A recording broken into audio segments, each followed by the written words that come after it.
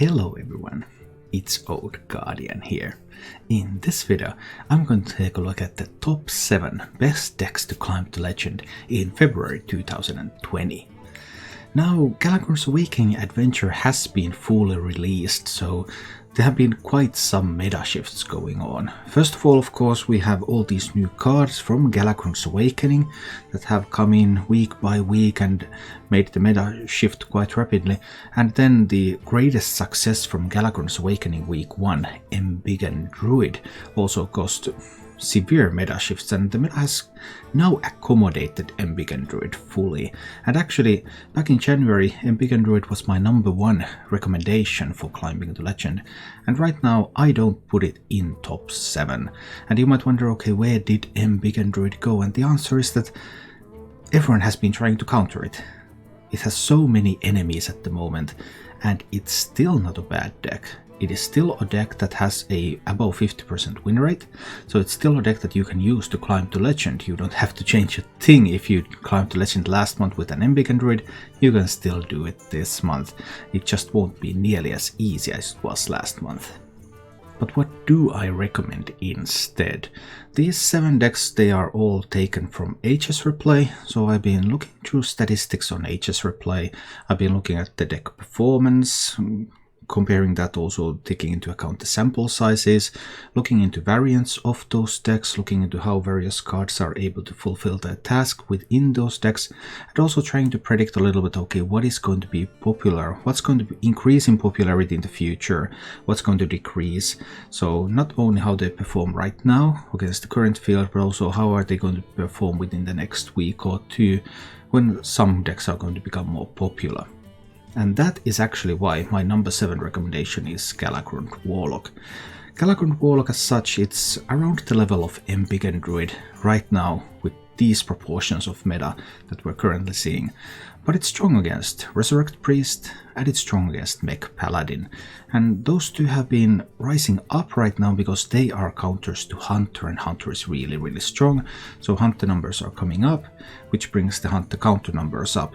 And Galakrond Warlock, it's weak against Quest Hunter, but it's doing fine against the other forms of Hunter that are popular, and it counters the counters to Hunter, so that makes it a viable choice. Also, probably in like 1 week or 2 weeks, I think Galakrond Warlock will still be doing fine.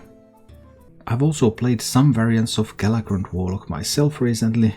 Not this one, I played without the bad luck albatrosses, but pretty close one, and it's a fun little deck. It's not quite a control Warlock, it's more like a mid-range deck, but it has some of that control feel too, so one of the slowest mid-range decks that are viable at the moment, because the meta is fairly fast. You can't really play control very well in the current meta, although I have been trying. Check out my other videos, there's lots of control deck gameplay there. But overall the best decks are fairly aggressive, fast mid-range decks, and this is one of the slower mid-range decks that you can play to Legend at the moment. Coming in at #6 is Resurrect Priest. Resurrect Priest has a strong matchup against Embiggen Druid, the old king that's kind of on its way out. It has great matchup against all sorts of hunters, the new kings, so that puts it in a pretty sweet position. It's good against the old big thing, it's good against the new big things. It's bad against the other main old competitor, which was the Galakrond Rogue.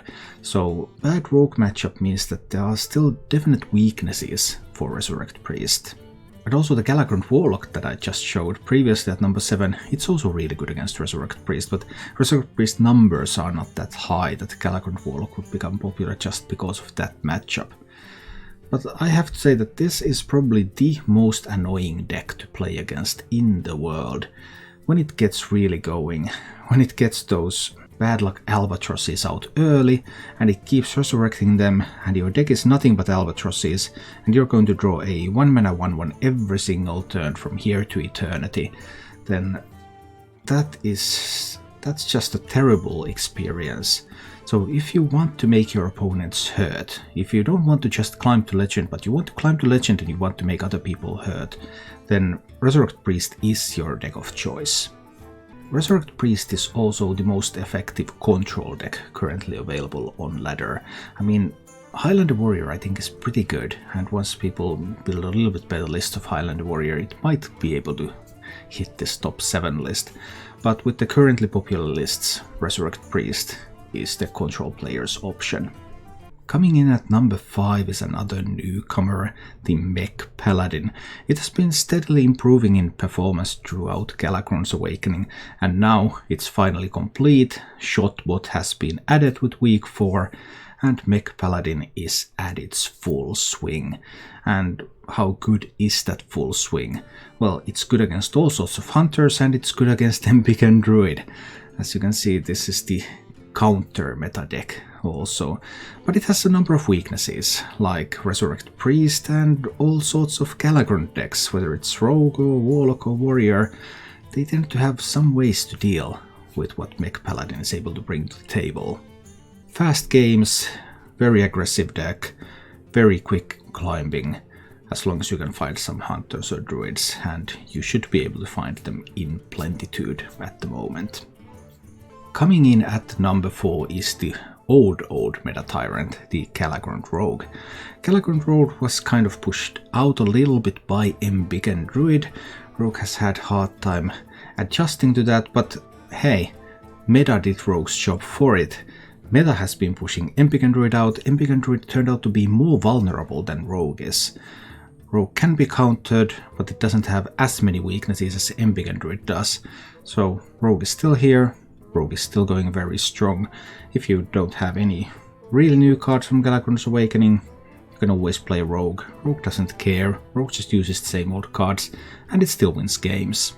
It has a few weaknesses in Embiggen Druid, the Quest Hunter and Quest Druid, but those are not so popular at the moment that they would really hurt Rogue. Coming into top 3, we're finally getting into the Hunter territory. Hunter is the class to go for right now, and what can you say, Hunter is pretty good. And whenever two hunters meet, it's typically the faster hunter who is in a better position.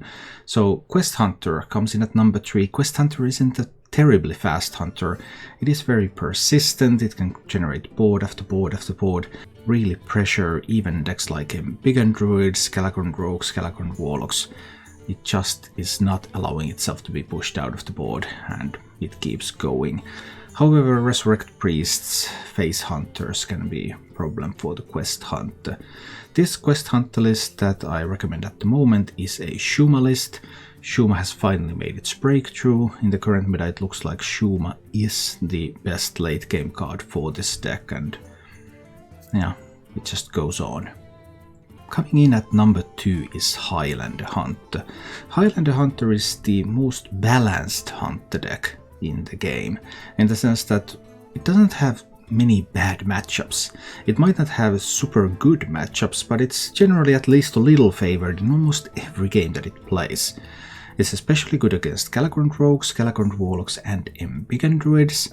Then it has tons of these matchups where you're just a little bit favored, but you always feel like, okay, I've got this. I've got a good chance to win this game. Its only major weakness is even faster hunters like Dragon Hunter. And really only kind of Dragon Hunter, even Face Hunter isn't that great, because Highlander Hunter has access to stuff like Zephyrus. So it has some of these tools to fight back against pure aggro, but Dragon Hunter packs just a little bit too much for Highlander Hunter to handle. And therefore, for the first time ever, the top 3 decks that I recommend for climbing the legend are all different variants of Hunter. And number 1 right now, Dragon Hunter.